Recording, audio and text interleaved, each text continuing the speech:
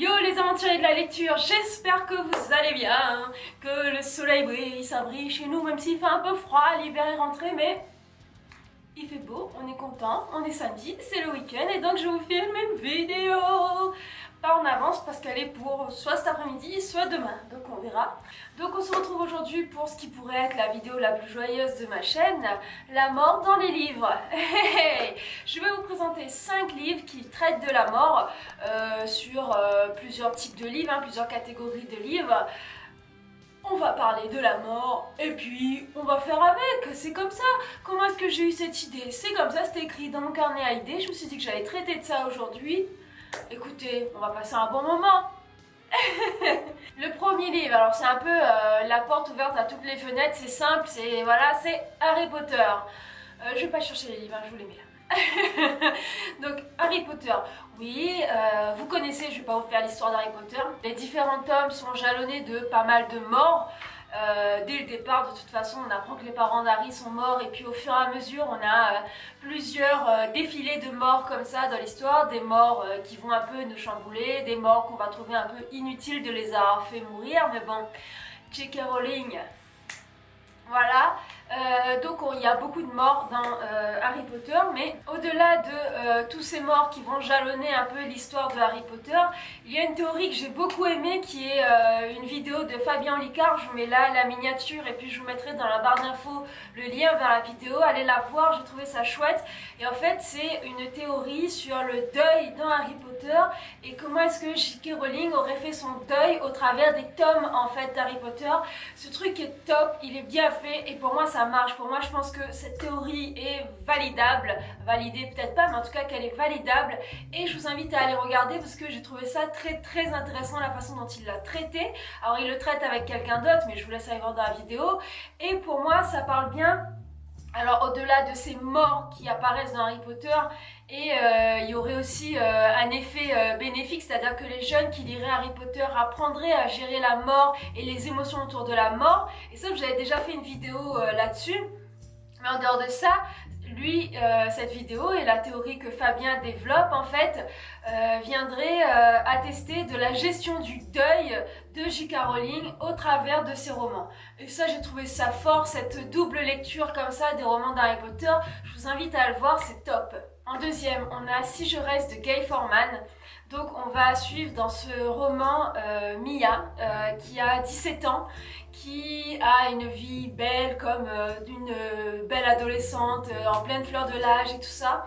Et elle va avoir un accident de voiture qui va la plonger dans le coma. On est dans le roman de son côté à elle et elle va avoir comme ça cette décision pendant tout le roman qui doit se prendre en une journée de est-ce qu'elle va vivre ou est-ce qu'elle va mourir. Elle doit elle-même prendre la décision de continuer à vivre ou de se laisser mourir. Elle a ce choix-là et on va la voir comme ça disséquer sa vie, ses relations avec les gens, son envie ou pas de vivre, tout ce qui va la traverser notamment sur l'adolescence et on va suivre comme ça se dérouler de ses pensées, de ce qu'elle va entendre aussi, elle va avoir une certaine perception du monde autour, donc on va suivre ce choix de cette jeune fille de mourir ou non. Alors c'est un livre que j'ai beaucoup aimé lire, que je vous conseille de lire, ça traite pas directement de la mort, c'est-à-dire on va pas traiter des émotions des gens autour de la mort, mais plus du choix de la mort ou pas.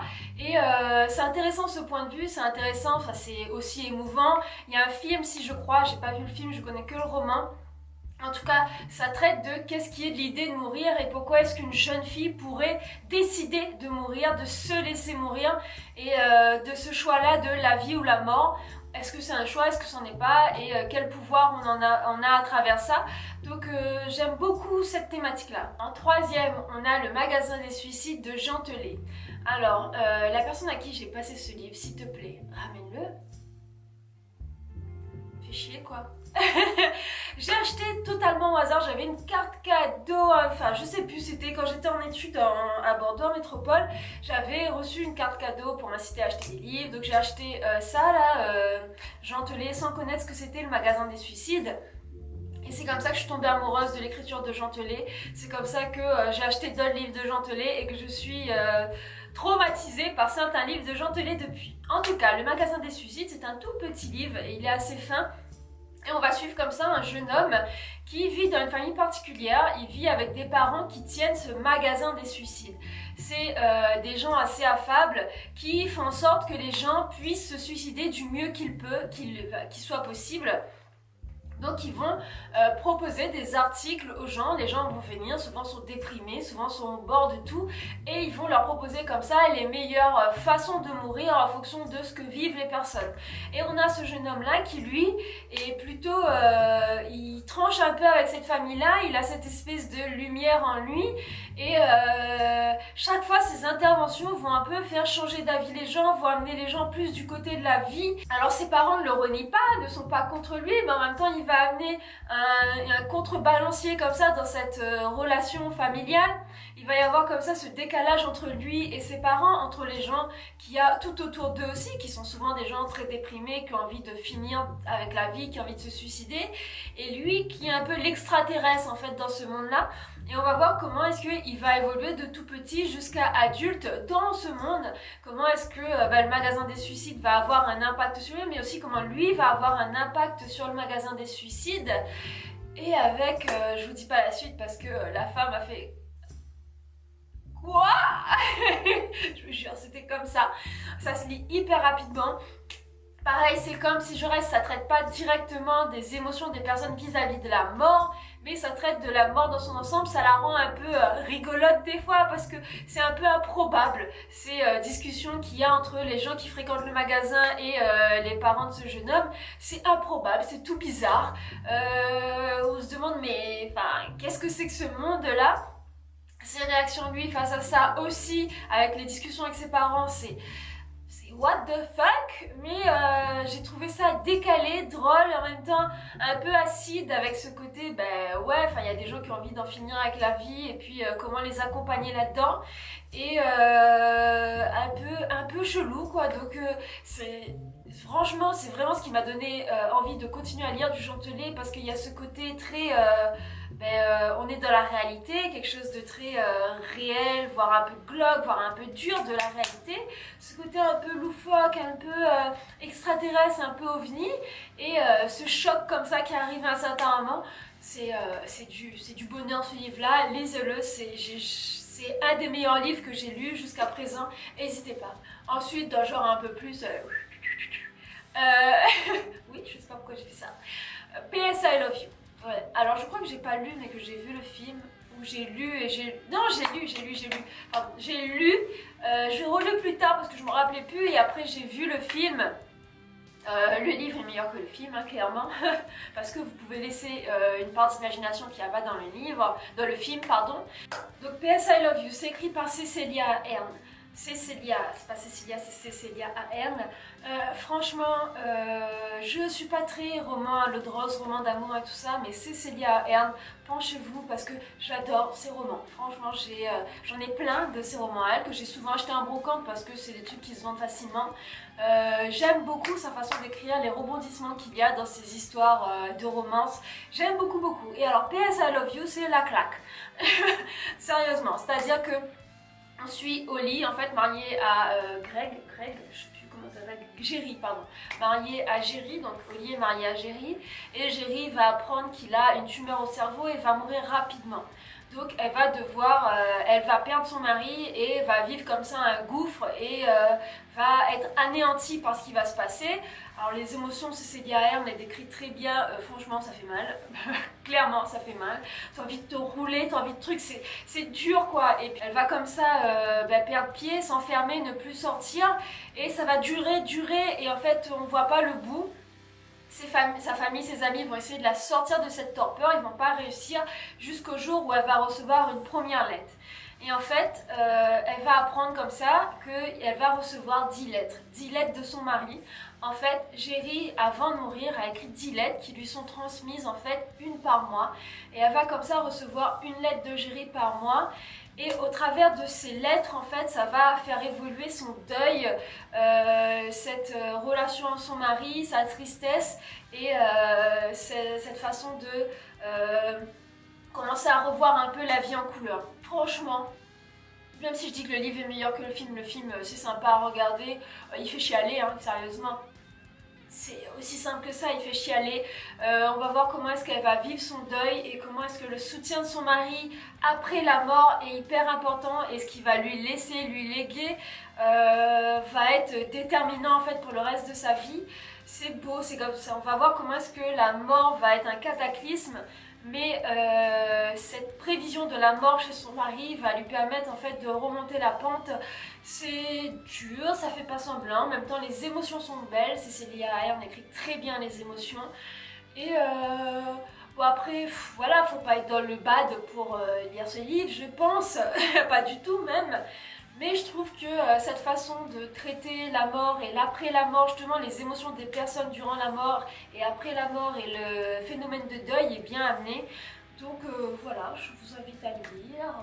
Je vous invite à lire des livres pas très sympas, alors on dirait, mais bon, je sais pas, la thématique est ça vend pas du rêve, hein, clairement, ça vend pas du rêve, mais j'avais envie de traiter de ça.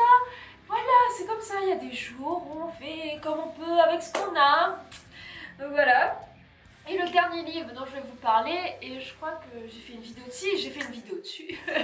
Là, la fille, enfin, ma mémoire en ce moment, pas top, pas top. Donc, Nos étoiles contraires de John Green. Voilà, de John Green. Donc, Nos étoiles contraires de John Green. Pareil, c'est le livre qui m'a fait tomber amoureuse de la plume de John Green. C'est des romans young adulte, ado young adulte, et je crois que c'est lui qui m'a embarqué là-dedans, dans cet univers-là, hein, clairement. Dans Nos étoiles contraires, on va suivre Hazel, c'est ça, j'adore ce prénom. Hazel, qui est une jeune adolescente, je crois, oui, jeune adolescente, elle a 16 ans, et elle est atteinte d'un cancer, et elle est en rémission, enfin en phase de rémission de son cancer, et elle va, elle avait peu de relations jusqu'à présent. Sa mère va la pousser à suivre en fait un groupe de parole pour jeunes cancéreux, jeunes malades du cancer. Et dans ce groupe, elle va rencontrer Augustus en fait, qui lui aussi a été atteint d'un cancer, a eu une opération et normalement aussi en phase de rémission. Ce sont deux adolescents qui ont un caractère bien trempé, pas très motivés par le groupe, mais qui vont finir par s'y rencontrer là-bas. Et tous deux férus de littérature, donc dès qu'ils vont se rencontrer, ça va faire des étincelles au départ, et puis ils vont apprendre à se connaître, et la littérature va beaucoup porter l'histoire de ce roman-là. Et Hazel a un livre préféré qu'elle va faire lire à Augustus, qui va adorer ce livre, et son rêve dans la vie c'est rencontrer l'auteur de ce roman, parce que le roman n'est pas terminé.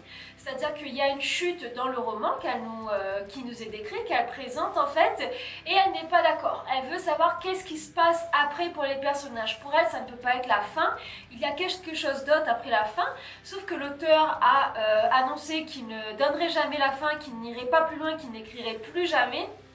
Et Hazel n'est pas d'accord.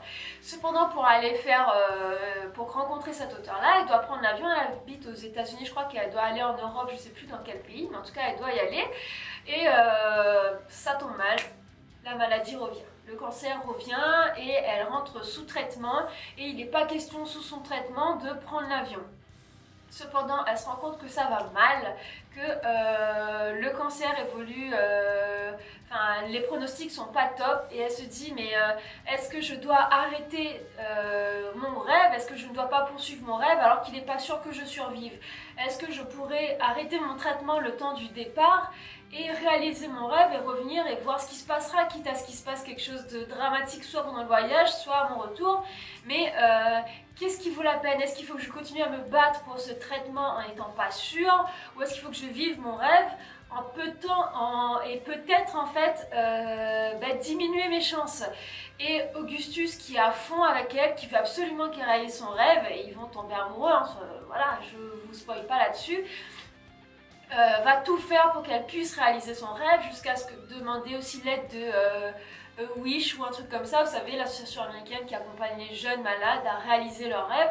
Donc elle va essayer de jouer sa carte sur ce rêve-là, et on va voir comment est-ce que tous les deux vont s'embarquer à essayer de convaincre les médecins, ses parents à elle, de l'amener. J'ai dit que cette vidéo traitait des livres qui traitent de la mort, hein, on est d'accord? Donc ce livre n'a pas une belle fin, hein? Là je spoil un peu, mais ceux qui ont un peu recherché à propos de ce livre, on sait que ça traite pas d'une belle fin, mais ça va traiter de comment est-ce que cette jeune fille qui était en rémission va réapprendre que ça va pas, et comment est-ce que elle va avoir des émotions sur ce qui pourrait être sa fin de vie, comment est-ce que ses parents vont réagir à, ils aiment leur enfant, ils veulent le protéger au plus, et ce voyage les met un peu eux en danger et elle en danger. En tout cas, eux en insécurité plus qu'en danger. Comment est-ce que les médecins vont réagir à tout ça? Comment est-ce que son petit ami va réagir à ça? Comme voilà tout le travail émotionnel qui va y avoir là-dedans, relationnel, parce que on voit bien dès le départ, elle nous explique Hazel, et on va le voir aussi quelques fois dans le livre, que quand tu commences à tomber malade, les gens s'éloignent, les gens ont beaucoup de mal à rester auprès de toi parce que tu as le spectre de la mort autour de toi, et que c'est très compliqué pour les gens de faire face à ça parce que la mort c'est tabou, parce que ça leur renvoie à leur propre finitude et au fragile de leur vie. Et donc on va voir cette évolution là, tout ça va être traité. Faut pas être sensible quand on lit Nos étoiles contraires, hein, parce que ça fait mal, parce que ça fait pleurer, parce que c'est dur quoi, c'est une jeune fille, parce qu'elle est pétillante et qu'on s'attache très rapidement au personnage parce que elle est géniale, et on sent que ça va mal finir, on sent que c'est compliqué, et en même temps il y a cette histoire de rêve à poursuivre quand même qui est hyper positif, et qu'on a envie de comme ça de suivre et d'accompagner. C'est beau, c'est tout simplement beau. Je vous invite grandement à le lire si vous ne l'avez pas lu. Tous ceux qui ont lu et qui ont lu même les autres livres que j'ai présentés là, dites-moi ce que vous en avez pensé, parce que c'est des livres qui m'ont moi touchée, que j'ai trouvé forts, qui parlent de la mort, du deuil ou de ce qui se passe autour de la mort.